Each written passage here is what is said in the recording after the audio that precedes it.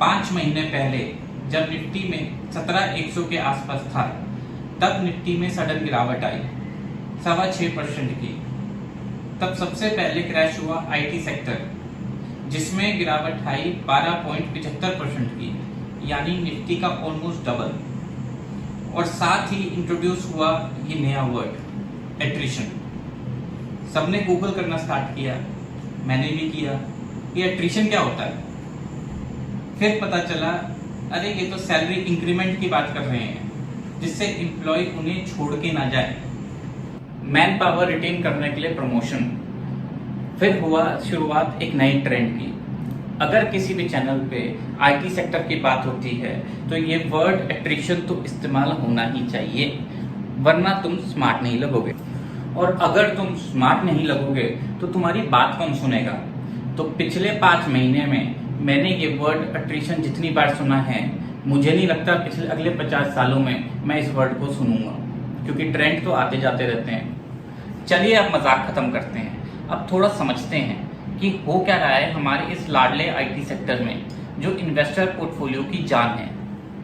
पिछले हफ्ते IT giants TCS, HCL, L&T infotech के सबके रिजल्ट्स आए। सेल्स ग्रोथ बहुत अच्छी रही क्वार्टर ऑन क्वार्टर, मगर प्रॉफिट्स थोड़ा ध्यान से देखते हैं। टीसीएस सेल्स ग्रोथ रही 4.28%, प्रॉफिट कंप्रेस हुए 5%। एचसीएल सेल्स ग्रोथ रही 3.4%, प्रॉफिट फिर कंप्रेस हुए 8.8%। एल&टी इन्फोटेक को देखिए, सेल्स ग्रोथ रही 5.1% और प्रॉफिट कंप्रेस हुए 8%। क्या आपको इसमें कोई ट्रेंड मिला? इस वीक इन्फोसिस और विप्रो भी अपने रिजल्ट लाएंगे, क्या वो भी यही ट्रेंड फॉलो करेंगे? देखते हैं, मुझे तो ऐसा ही कुछ लग रहा है। क्या रीजन है जो प्रॉफिट्स कंप्रेस हो रहे हैं सेल्स बढ़ने के बावजूद? पहले देखते हैं मैक्रो फैक्टर्स। यूएस की आईटी कंपनीज में भी मैसिव करेक्शन आई। फेसबुक, जो अब मेटा के नाम से जाना जाता है, वो गिरा 60%, अमेजॉन गिरा 48% और ट्विटर इलॉन मस्क के कंट्रीब्यूशन के बाद गिरा 62%। अब देखते हैं इंडिया को।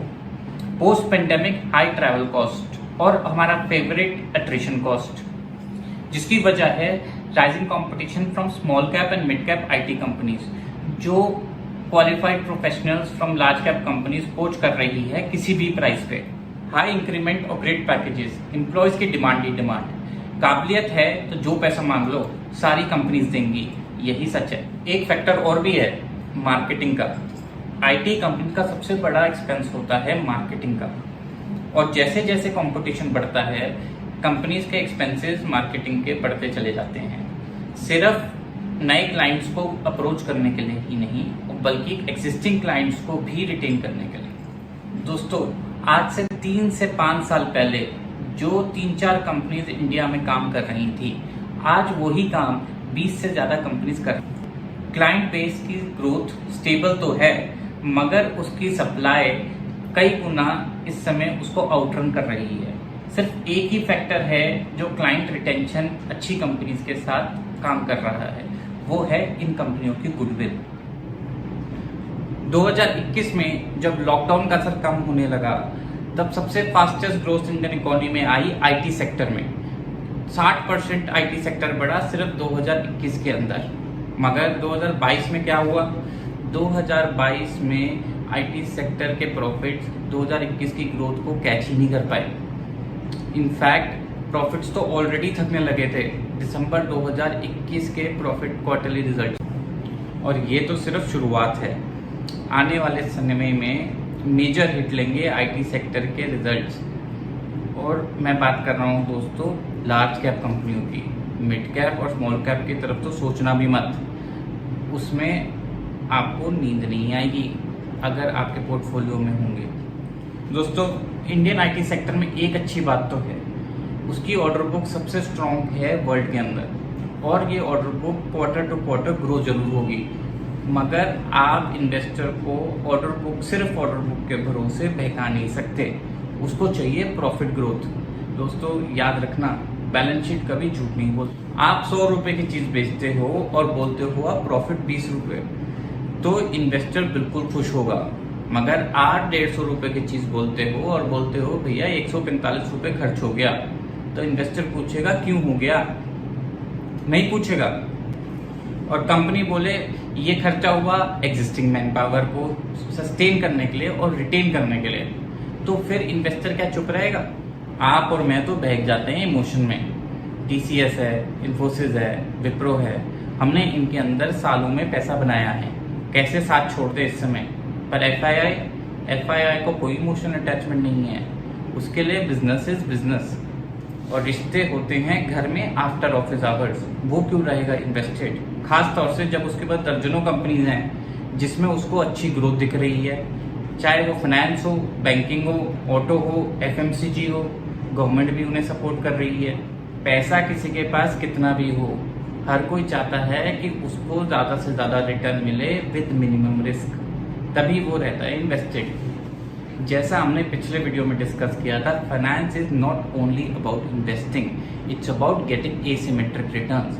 यानी अगर आपके पास खोने को 10% है तो आपकी रिटर्न 30% से 50% तो होनी ही चाहिए। और याद रखें दोस्तों, cash flow is the king. अगर कैश है तो ऐश है, बाकी सब फ्लैश है। इन कंपनियों को कैश तो सारा बट गया एम्प्लॉयज के इंक्रीमेंट के अंदर, तो अगर कैश ही नहीं रहेगा तो ये कंपनियां ऐश कैसे करेंगी? चलिए अब देखते हैं इसको टेक्निकल पॉइंट ऑफ व्यू से। निफ्टी IT ड्रॉप हुआ 34.15% इस फॉल में, और निफ्टी ड्रॉप हुआ 17.6%। तो निफ्टी IT की ड्रॉप सबसे डीप रही इस फॉल में, और उसकी वजह क्या रही?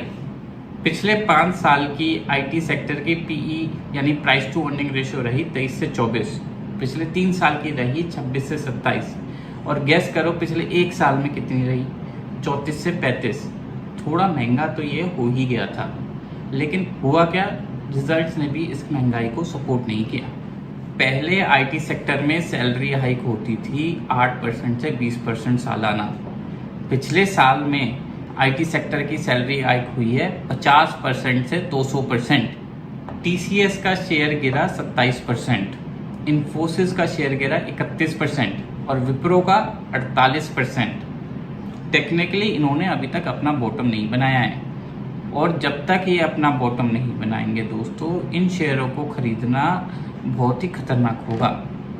मैं हमेशा कहता हूँ, गिरता नाइफ ना पकड़े हाथ ही कटेगा। दोस्तों, मैं भी आपकी तरह IT सेक्टर से बहुत अटैच्ड हूँ। मैंने भी इस सेक्टर में बहुत अच्छी रिटर्न्स बनाई हैं, मगर अब समय आ गया है अपना रास्ता अलग कर लेने का। मैंने दिसंबर से IT सेक्टर के स्टॉक्स अपने बेचने चालू किए थे, और फरवरी तक मेरे पोर्टफोलियो में IT सेक्टर का एक भी स्टॉक नहीं था। अब मैं वेट करूंगा इसके ट्रेंड के रिवर्सल होने का, चाहे वो 1 साल में हो या 2 साल में हो, समय ही बताएगा। या शायद अट्रिशन वर्ड का फेड होना भी एक बड़ा सिग्नल बन जाए। दोस्तों, अब समय आ गया है अलविदा लेने का।